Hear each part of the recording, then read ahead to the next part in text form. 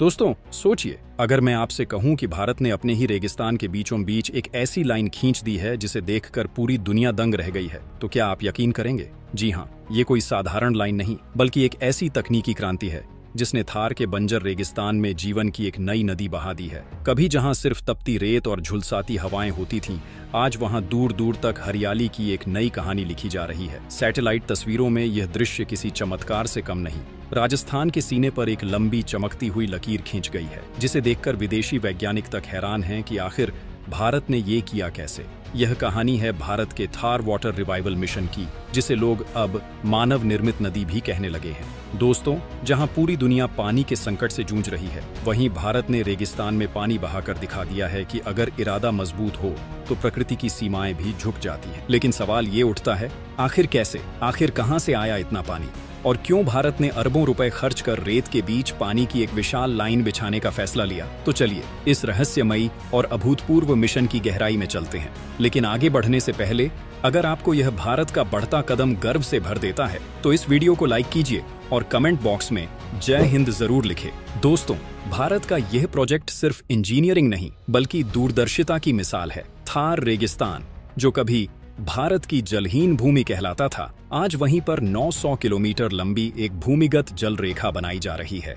यह कोई प्राकृतिक नदी नहीं है, बल्कि एक कृत्रिम जलवाहिका है जो देश के पश्चिमी हिस्से में हरियाली का नया इतिहास लिख रही है। इस प्रोजेक्ट का मकसद है राजस्थान, गुजरात और हरियाणा के सूखे इलाकों में पानी पहुंचाना, खेती को फिर से जीवंत बनाना और वहां के लोगों को पलायन से रोकना। इस प्रोजेक्ट का असली दिल है इंदिरा गांधी नहर का विस्तार और उससे जुड़ा नया डेजर्ट वाटर पाइपलाइन नेटवर्क, जिसमें अत्याधुनिक पंपिंग स्टेशन, भूमिगत जलाशय और सौर ऊर्जा संचालित ट्रीटमेंट यूनिट्स शामिल हैं। इसे आप भारत का रेगिस्तान में नदी बहाने वाला सपना कह सकते हैं। दोस्तों, इस प्रोजेक्ट की शुरुआत एक सपने से हुई थी, रेगिस्तान को खेत में बदलने का सपना।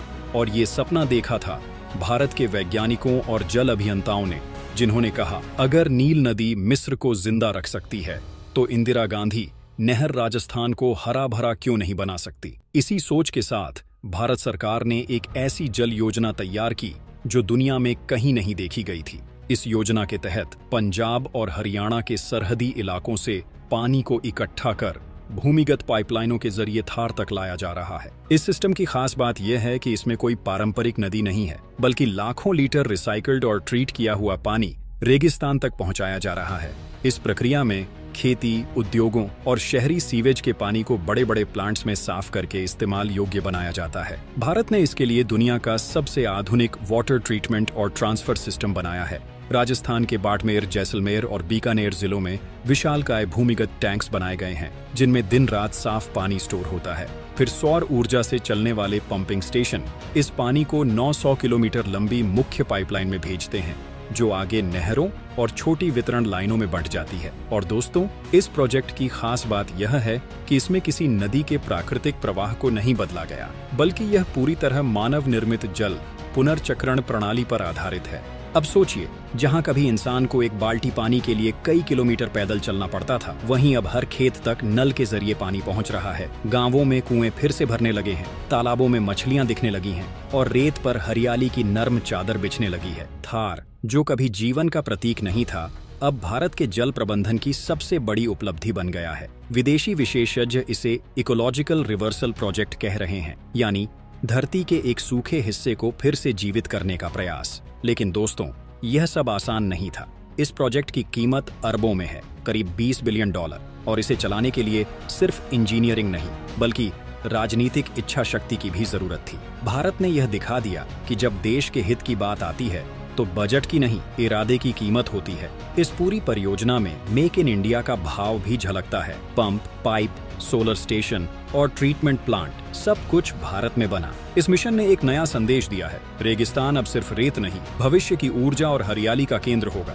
थार वाटर रिवाइवल मिशन आज सिर्फ एक प्रोजेक्ट नहीं, बल्कि एक सोच बन गया है। वो सोच जो कहती है कि भारत किसी भी भूगोल को बदल सकता है। जहां बाकी देश जल संकट से हार मान लेते हैं, भारत वहां जल को पुनर्जीवित करने का तरीका खोज लेता है। और यही है भारत की असली ताकत, जुगाड़ डाच से लेकर जीनियस तक।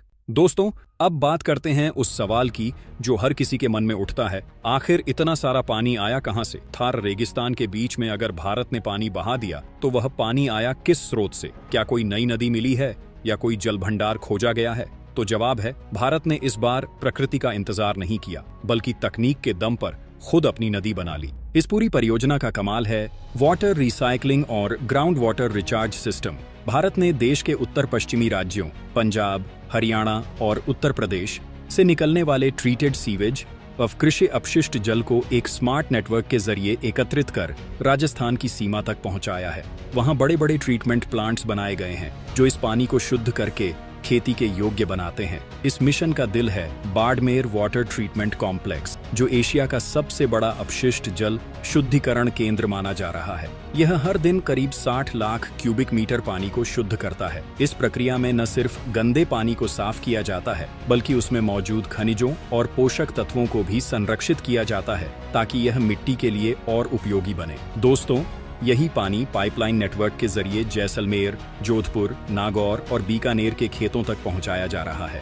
जहां पहले 1 बीघा जमीन पर कुछ नहीं उगता था, अब वहां गेहूं, जौ, बाजरा और सब्जियां लहलहा रही हैं। भारत ने इस मिशन में जलवायु के अनुकूल तकनीक का कमाल दिखाया है। पारंपरिक पंपिंग सिस्टम की जगह सौर ऊर्जा आधारित टर्बो पंप लगाए गए हैं। रेगिस्तान की तपिश को बिजली में बदलने का यह तरीका न सिर्फ सस्ता है, बल्कि पर्यावरण के लिए भी वरदान साबित हो रहा है। करीब 4000 एकड़ क्षेत्र में फैले सोलर पार्क से यह पूरा जल नेटवर्क चलता है, यानी अब न बिजली की चिंता, न ईंधन की। भारत ने इस मिशन को पूरी तरह ग्रीन एनर्जी से जोड़ दिया है और यह इसे दुनिया की सबसे पर्यावरण अनुकूल जल परियोजनाओं में से एक बना देता है। लेकिन दोस्तों, भारत की असली चाल तो कुछ और गहरी है। थार वाटर रिवाइवल मिशन सिर्फ खेती के लिए नहीं, बल्कि रणनीतिक दृष्टि से भी बेहद अहम है।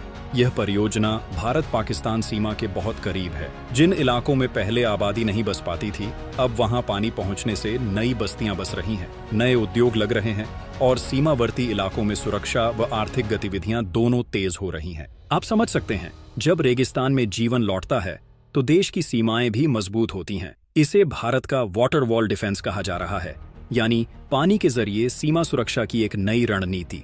और दोस्तों, इस प्रोजेक्ट से भारत ने दुनिया को यह भी दिखाया कि जल संकट का हल सिर्फ बारिश पर निर्भर नहीं होता, बल्कि प्रबंधन और नवाचार से भी निकाला जा सकता है। उदाहरण के लिए, इस योजना में वाटर बैंकिंग सिस्टम लागू किया गया है। इसका मतलब है कि जब मॉनसून में ज्यादा पानी होता है तो उस अतिरिक्त पानी को भूमिगत जलाशयों में स्टोर किया जाता है ताकि गर्मियों में वही पानी काम आ सके। इस पानी को भूमिगत पाइपलाइन के जरिए उन इलाकों तक पहुंचाया जाता है जहां प्राकृतिक जल स्रोत नहीं है।